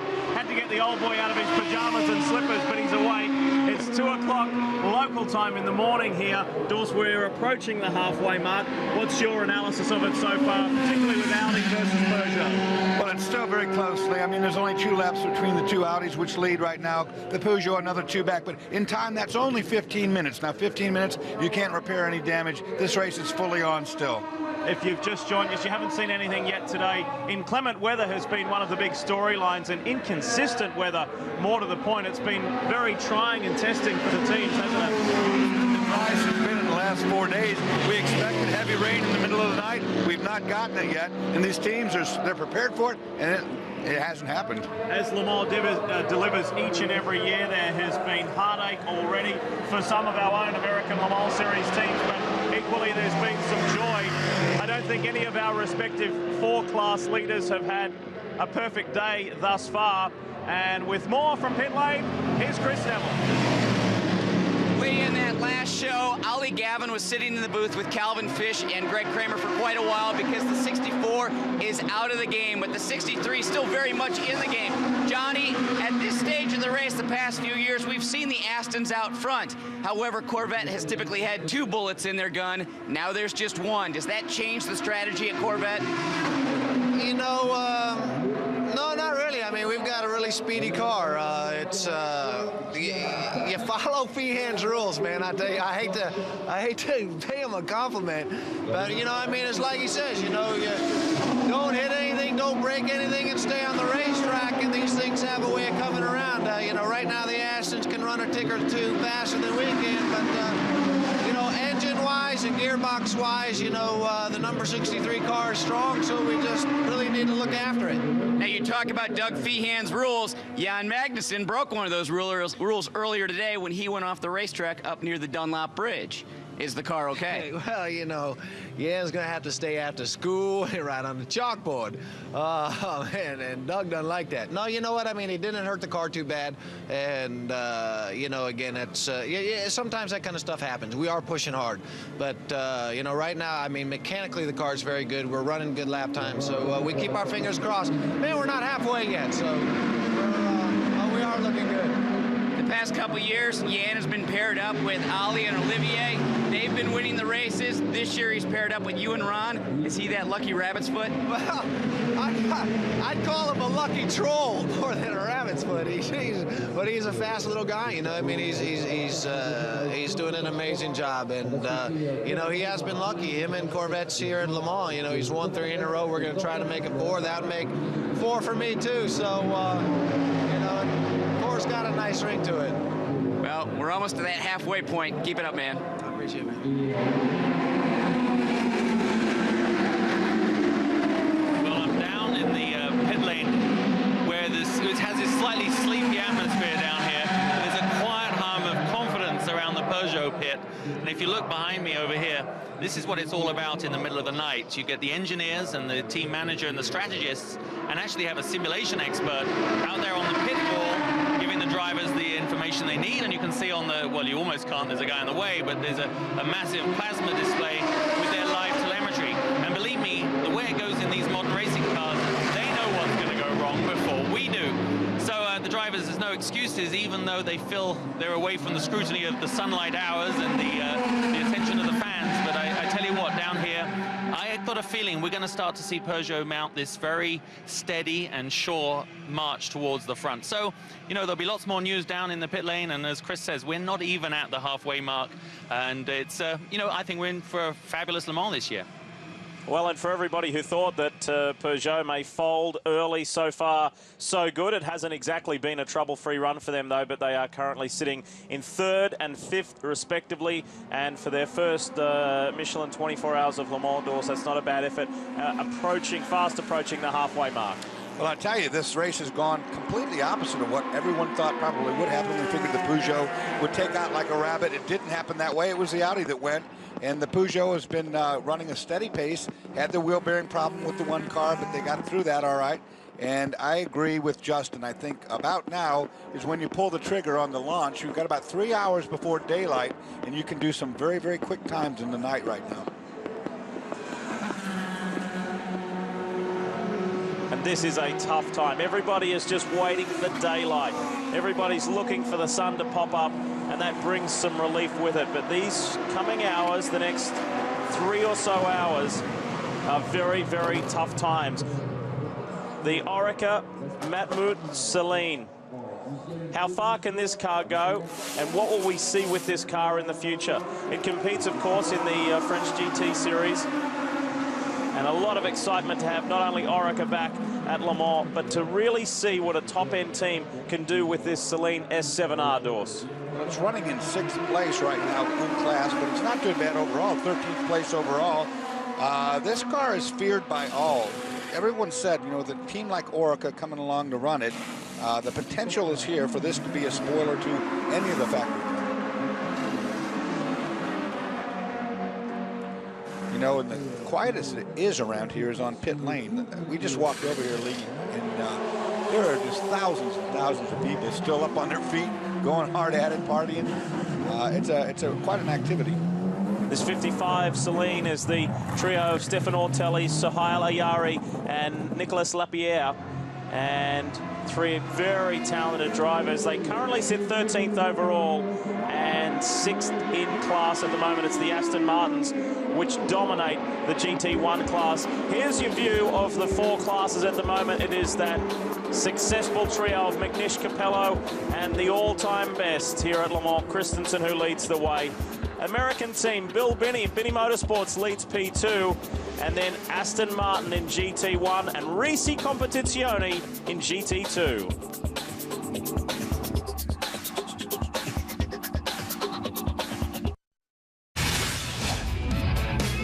Speed's coverage of the Michelin 24 Hours of Le Mans is presented by Michelin, a better way forward. And by the new face of Audi. They're young, powerful, and ready to play. Visit your local Audi dealer today to find one in your size. We're back. Speaking of Audi, here it is. Here is the man, here is the car, here is the race leader. It's Tom Kristensen in the Audi Sport North America R10. So far, so good. And they have several laps up their sleeve, Dorsey. It's all looking good. It didn't look so good earlier. Tom ran off track himself. And as we mentioned, none of the class leaders have had a perfect day thus far. Looks how relaxed everybody is, though. There's no problem with this car. You can tell that for sure. Waiting for the fueler. But it's not that alone. In fact, it was that alone. They took fuel and away they go.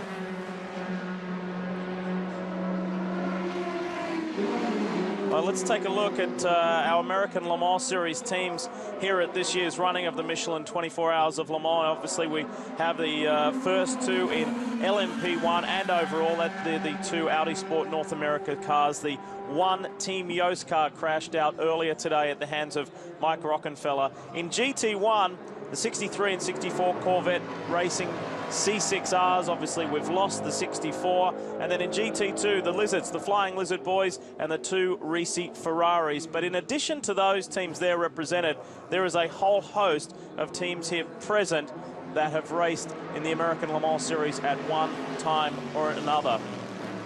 And speaking of the American Le Mans Series, we're pleased to have a regular visitor to our speed broadcast, the president and CEO of the American Le Mans Series and Panos Motorsports Group, Mr. Scott Atherton. And I must say, this is 2:15 in the morning local time. Scott, hi, and thanks for waiting up for us. Yeah, no problem, Lee. It's nice to be here. How's your day been? How's your week been over here so far? Yeah, is it a day? It's literally been a week. It's been very, very busy, but as always, incredibly productive. This is a target-rich environment for us. Well, look, I know you've been on the line for a while. You just heard us run through those teams that are here, and as I mentioned, it goes deeper than what we showed graphically. There are a lot of teams racing here that have competed in the American Le Mans Series. Things are looking good for the ALMS here in France once again. Yeah, I think the other aspect of who's here is who's here without a car. There's, I think, an unprecedented number of teams that are currently competing in the American Le Mans Series that are here investigating, taking a lot of pictures, a lot of notes, no doubt laying cable for the future. One thing that is created headlines before the event, and I know that you would be immensely proud, is that, and I'll let you elaborate on the situation for our viewers, is that the ACO and the 24 Hours of Le Mans adopted the American Le Mans Series system of the leader light system. I'll let you explain. Yeah, it is a proud moment for us to see all of the cars here at the 24 Hours of Le Mans featuring those American Le Mans Series leader lights. As you know, it's actually a suggestion from one of our fans that we put those color-coordinated lights, divided by each class on all of our cars. We've had them for several years, and now I believe here both at the 24 Hours Le Mans and in the Le Mans Series, they'll be mandatory on all the cars. It's fun to see the lights lit up and literally be able to follow the leaders here. The Automobile Club de l'Ouest had its official press conference several days ago now, and some new rules, almost back to the future kind of rules, were announced the other day. What did you make of it?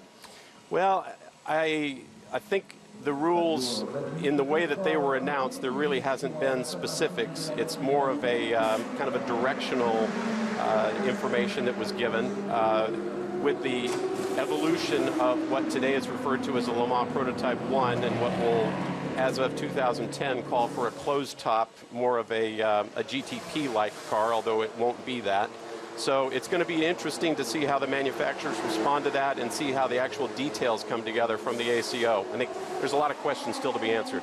one of the big ones that everybody is kind of crossing their fingers and hoping for with the American Le Mans Series. Have you heard any news?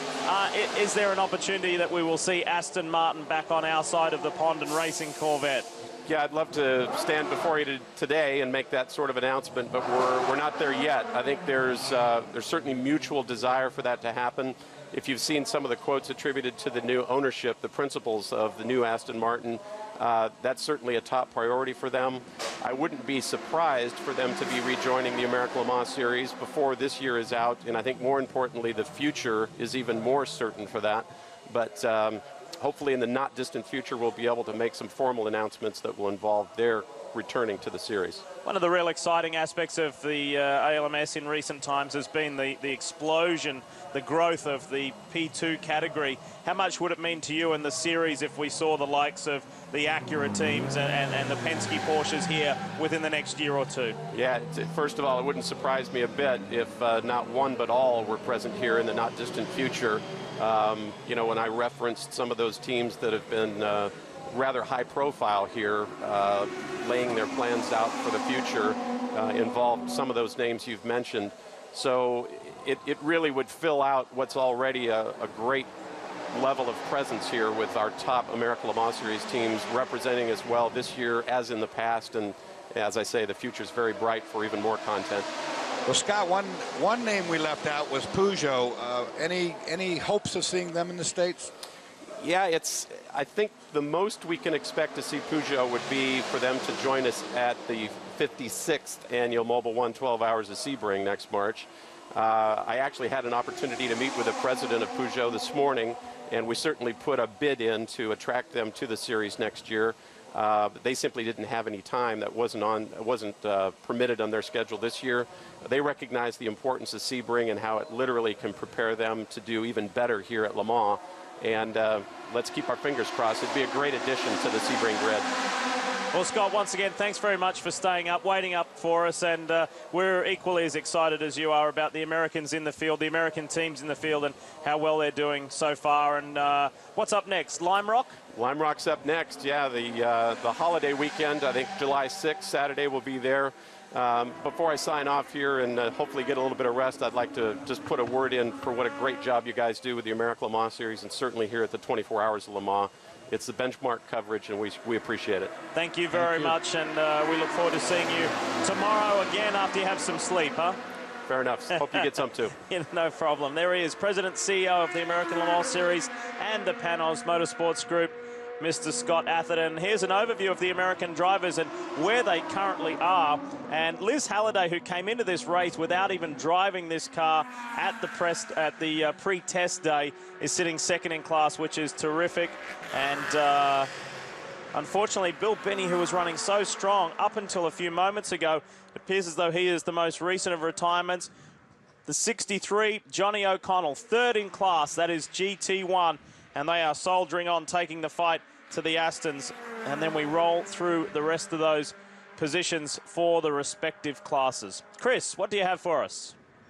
Leigh, you talk about all those great American teams, and just a little over 2 hours ago, Brian Till was up with the Flying Lizard boys as they had quite a bit of oil running down the left side of their number 80 Porsche. Well, it looks like their race is over. They are getting ready to retire this car. They initially thought that they just had some transmission issues. They were going to hopefully try and rebuild that transmission, but further investigation saw that there was a crack in the crankcase. So that's something that they cannot repair. So the Flying Lizard race is over. They're getting ready to pull that garage door down. Justin? Well, yeah, I'm here with Pat Long. Obviously, Pat, you're flip-flopping for second, third position, obviously out of sequence now. Just got out of the car. Your eyes are hurting. Just a little bit dry. Double stint at night with all the bright lights, but I'll be all right. Get a little bit of rest right now and go hit it again this morning. And tell me, you had a high-speed blowout earlier. Who was in the car at that point? We were running pretty solidly up front. At that point, we got the blowout. It was about a 6-minute in lap, so we lost about 4 positions. We went back to 5th, and we've slowly been fighting our way back up, so we're having a good time. Now, tell me, obviously, you know, you come off the back of Watkins Glen, come here and head to Ohio next weekend. You'd like to think that Le Mans is those tracks give you preparation, but Le Mans really is very special. I mean, this is how many times you've been here? It's my 4th time, and it never gets easier. You know a little bit more about how it goes during the week, but the race is always going to be special to me. First time was 2004 with Sasha and Jörg, and I came back with Peterson once and then the Lizards last year, but this is the first time I'm running with the European team with the IMSA Performance guys, and there's a little bit of a language barrier on the radios, but we're working through it. We've got German, French, and English going, so it's always wild. Yeah, just remember, just nod your head and go "we," and it'll all come right. Well, listen, good luck. We know you're going to have a great race, and keep it on the island, man. It's good. Right, thanks, Justin. Thanks. Oh, I can't emphasize enough that a flat tire blowout is one thing, but when it's on an 8-mile lap, it can be catastrophic. Peugeot is in. This is Pedro Lamy behind the wheel. And again, the Peugeot mechanics, what are they up to here, Dors? Well, they're reaching behind, way back in the back, and that is not a normal area to go to. There's a lot of things that might be back there, electrical boxes and so forth. Now, this panel that they've just taken off on the bottom there, this is a normal thing they've been doing. I think what they're doing is cleaning rubber out of the radiator. I think there's a radiator down in there, and that it's impacting rubber, used rubber off the racetrack, and it keeps collecting. And the temperatures are probably going up, and they see that, and they come in, they pull that panel off, and they clean the front of the radiator. The one guy inside the car is doing that, and the other guy on the outside is doing the outside of the radiator. We'll watch them and see if they come up with a big ball of rubber. That's what they've been doing. Both sides too, though, Dors, but not always. We've seen them take those side pods off, though. They've been reaching in there, exactly like the mechanics doing immediately in front of us. And there it is. Cleaning out that rubber pickup and any debris. Yeah, those pieces of rubber are very, very sticky, like gum when it gets onto your shoe. And of course, the tire is rotating so fast that it throws it with some velocity back into the bodywork, back into the panels back there, where it starts to make a big ball, and it'll keep getting bigger and bigger and bigger, and can completely clog that area. So these guys are aware of it, and of course, every time the car comes in, we see the service. Continuing the cleanup process. This car is 5th overall, 5th in LMP1. It is the 2nd of the Peugeots. Now here is one of our Corvettes being wheeled back in, and Lamy is sent. And I just want to rectify one of the things we mentioned earlier with the graphic in LMP2. The Binny Motorsport P2 prototype is not out of the race. It is in fact still leading the class. And with rookie Chris Buncombe behind the wheel.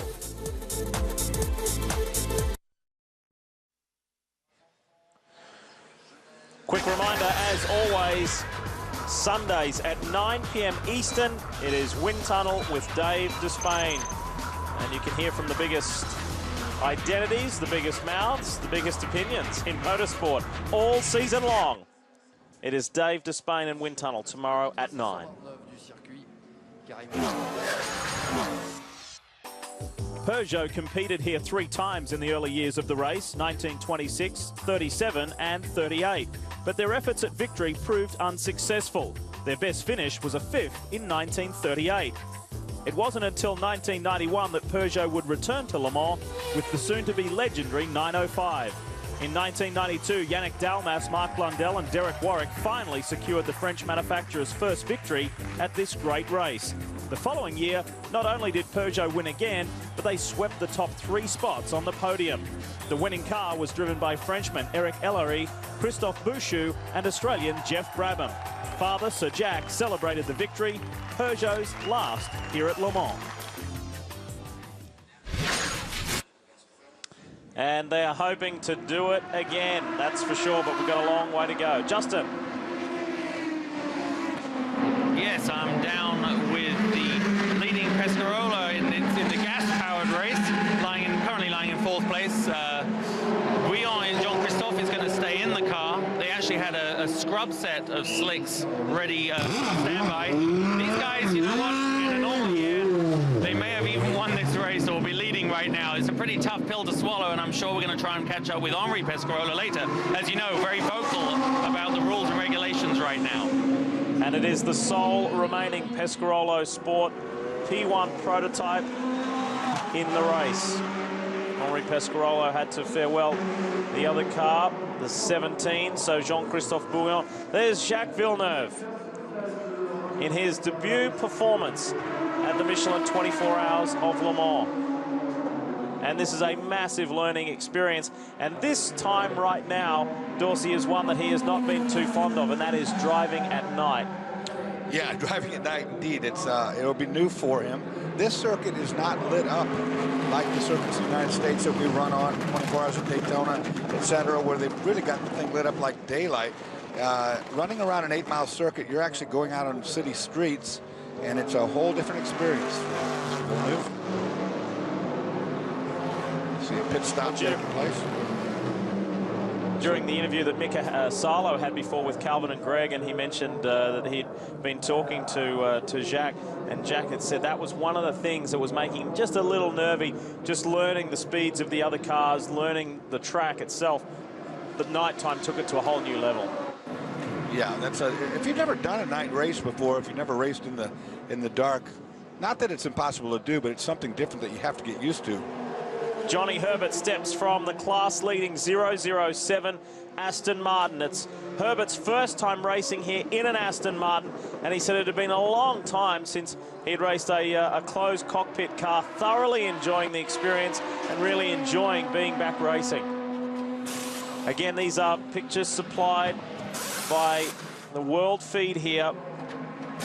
Biggest difference for Johnny driving a tin-top car, if you will, is the heat. Leigh, inside the car is so much hotter.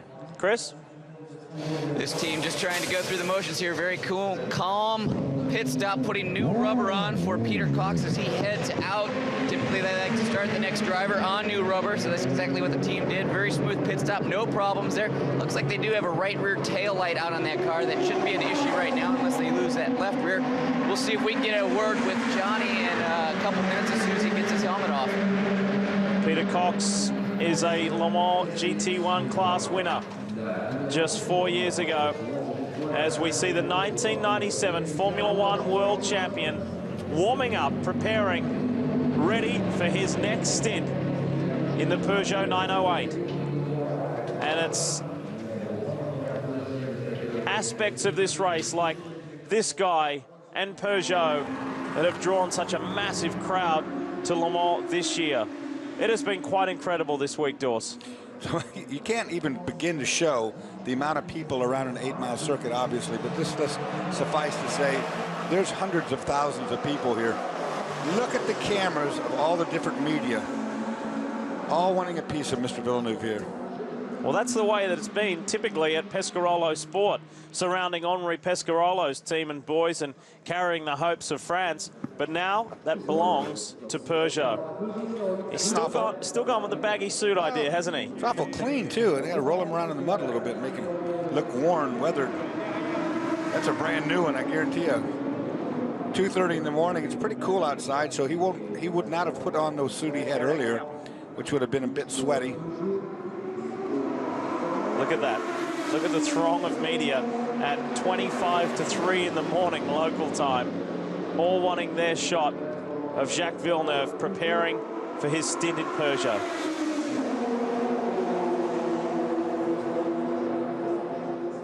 Well, while he waits, another former F1 driver has just finished his most recent stint. Chris Neville's with Johnny Herbert. That's right, Leigh. Johnny, good stint out there. Everything going well with the Pro Drive Aston Martins. How's the 007? You know, 007's doing very well. We started down in 10th at the start. Peter made a great start, and basically we've been able to get where we need to be. We're mixing it up the front now, so we've just got to keep the same pace, consistent all the way through now, and hopefully keep out of trouble and be there at the end. Now, you've had so much time in Formula cars and prototypes. What was it like jumping on the Aston Martin for the first time? Interesting. It's just a very different style of driving. A winged car, it's always got the aerodynamics sucking it down, so it doesn't move around so much. But a GT1 moves around a lot more. So it was just really adjusting and getting the feel of what you needed to do. And I have to say, the best thing I did was actually having the wet here, because I could actually then get the car to slide, and you could get the traction control to help you, but that actually gave you a very, very good idea of what you could do with the car. So I'm actually glad we had that. Well, we're probably going to have more of that. Good luck.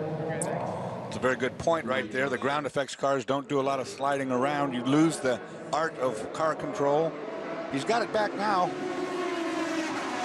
Johnny has an incredible record at Le Mans as well, including the first time he ran here victorious in 1991 in the Mazda, of course, and he's had 3 other appearances on the podium. Only one time here he has not stood on the podium at Le Mans. His last visit was some 3 years ago, so we wish him well. Things are looking good at the moment in the 007 Aston Martin. Here's the sole remaining CompuWare Corvette. And it is sent. And Ron Fellows behind the wheel.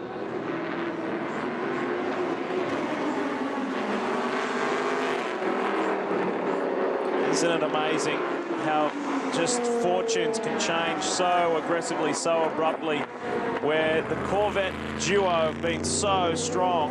Both cars, whether it be the 63, the 64, the 3 and 4 back in the American Le Mans Series, and that drive shaft problem that just grounded Ollie Gavin and took him out of this race.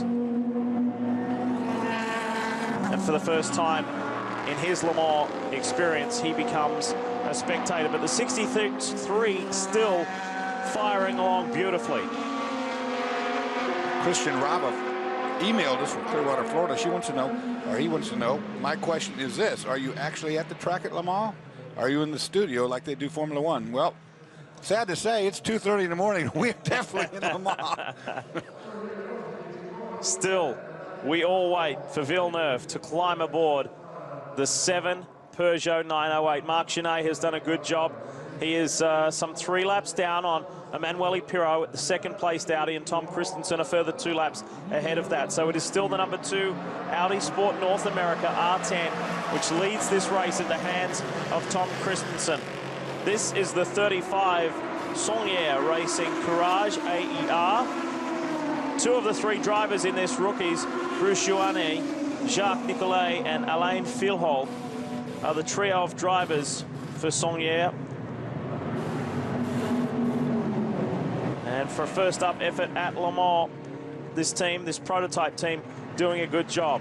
The top 7 places are filled by LMP1 cars, and then the next 8 positions filled by GT1 cars. How about that? The best LMP2 car is still Bill Binney's operation in that Zytec-powered machine, doing a nice job. It's a Lola Zytec. They're 16th overall, and then Romain Iannetta is 17th overall, second in that LMP2 class. That is Liz Halliday's car running second for P2. Here's the Peugeot on pit road. It's time for Villeneuve to drive at night. Justin Bell is standing by. Yes, it's definitely a little media circus down here for the Peugeot. I tell you what, the car comes in, the team look very well rehearsed at this. Villeneuve has a very large seat insert, which he's been clutching rather amorously for the last 5 minutes. He was on standby on deck quite early on. Looks very much like a routine stop, but obviously the unroutine thing about this is Jacques Villeneuve getting in the car. I can see we're sitting right inside the car there. I mean, fantastic shot. And I've got to tell you that Villeneuve's eyes were darting around while his head remained absolutely motionless, waiting. I know what he feels like. It's quite a freaky sort of expectation of what's going to be happening out in the darkness ahead of you. They're actually having a little problem with his seat. He's having to get back out. The seat belts have obviously been trapped underneath the seat insert. Any of us that drive sport car know that that's one of the perils of using a seat insert when your teammate isn't the same size as you. And of course, one thing we're noticing in contrast to the Audis is that they have to go through this very, very small, maybe 2.5 foot square aperture on the side to get the driver in. Whereas with the Audis, it's pretty darn simple. They just stand up and help each other out. It requires a little bit of flexibility thanks to that good old German athletic training I know they go through pre-Le Mans. But they close Villeneuve's door now. They're hammering the latch shut. Meanwhile, there's a little Frenchman. I can just about see his feet hanging out the door, which is a beautiful sight. We'll see. They're having some issues, guys, and I'm not sure what that Justin, is. our director, Terry Ligner, brought up a good point the other day. What do you make from a driver's point of view? What do you make about JV's baggy suit? When he was in Formula One and Formula Cars, you've got the time to position yourself and make yourself comfortable. But in sports car racing, where you're in and out and time is of the essence, can it get caught? Does it get uncomfortable? Does it bunch in the center of your back? Well, I was almost going to bring that up. It reminded me watching him get ready of my son, a 3-year-old, in his little romper suit. Apart from, I hope he makes as much money as that one day. It is a problem. I mean, generally we have a problem with bagginess. He is taking off. They got his belts on. But let's just talk about that for a second, guys. When you're wearing a baggy suit and you've got, all the belts in a very confined cockpit, a very, very Formula-style seat, it is tough to get the belts around you. The crutch belt is difficult to do up. Most drivers are more uncomfortable because of the tightness of their suit. You know what I mean, Dorsey? And, we try and live with that. So it's a funny throwback. I don't know when he started it, but he's not going to win any kind of Maxim Fashion Awards, that's for sure. But he's in the car now. We'll see how he's Well, if you got a nice, tight-fitting suit while you're walking around, it makes you look real He-Man-ish and nice and everything. But when you go to get in the sitting position, it, on the other hand, doesn't do that so good. Not a good feeling. We just showed you a quick overview there of F1 drivers who have raced here at Le Mans. Can Villeneuve go all the way? We'll find out in another 12.25 hours. As we go to break, stay with us.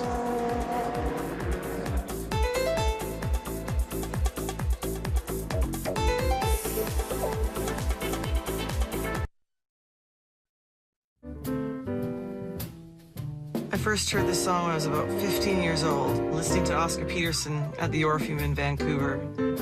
Completely blown away. I knew right then that I wanted to be a jazz musician. It still moves me to the point where I can't express it except on the piano.